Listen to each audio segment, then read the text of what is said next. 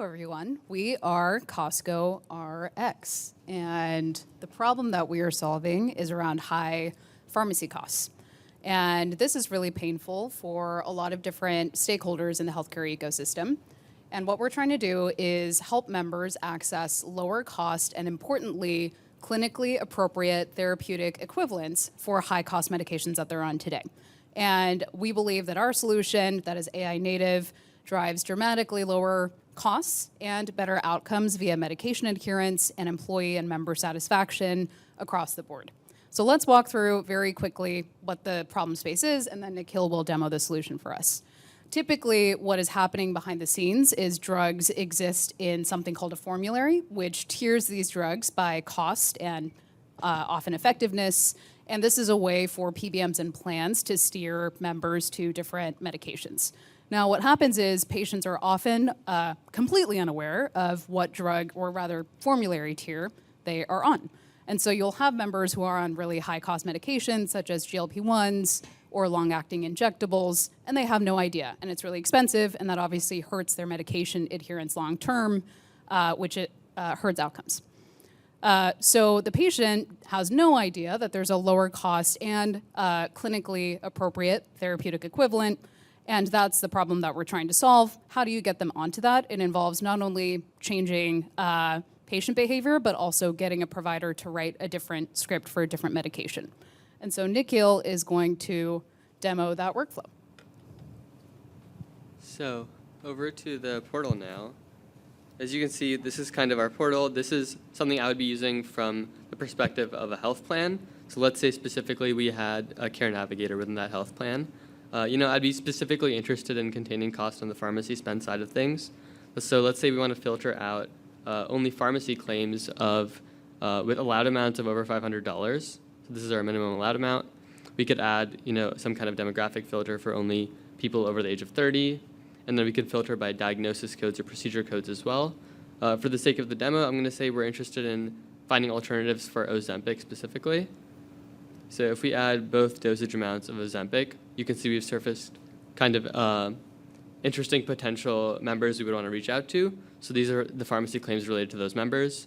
And you'll notice this initiate switch button is disabled.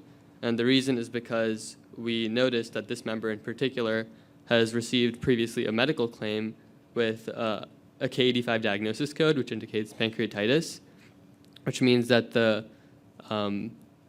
therapeutic equivalent that we would want to switch them to is not really viable or safe.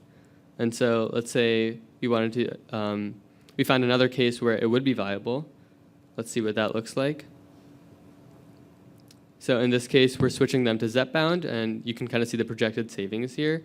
These would be the allowed amounts. So this is, plan and member spend. And you can see we'd theoretically bring that down about $300.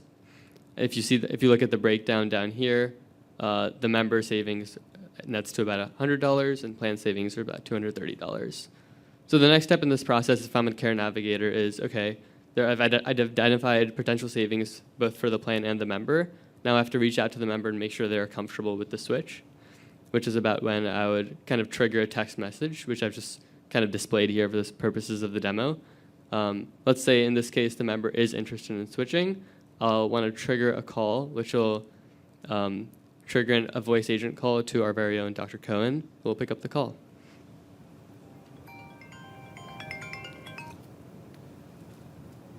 Hi, this is Greg. Hi, Dr. Cohen. This is John. I'm a pharmacist calling from CostcoRX. I am calling about a patient's prescription. Okay, which patient? The patient is Alice Wonderland, date of birth January 1st, 1955. Yep, I know her. What's going on? I'm calling to see if we can switch her from Ozempic to Zepbound. Okay, why do you want to do that? We're hoping to save her money, and she may also see some additional weight loss benefit with the switch. Okay, any safety concerns? She doesn't have any contraindications or allergies to GLP-1 JP medicines. Also, she's never taken Zepbound before. Okay, where does she want it sent? She asked that we send the prescription to Photon. Okay, will do. Thanks so much. And kind of the next step you'd see here is that there's a text message received about switching the prescription that we used Photon for. Thank you.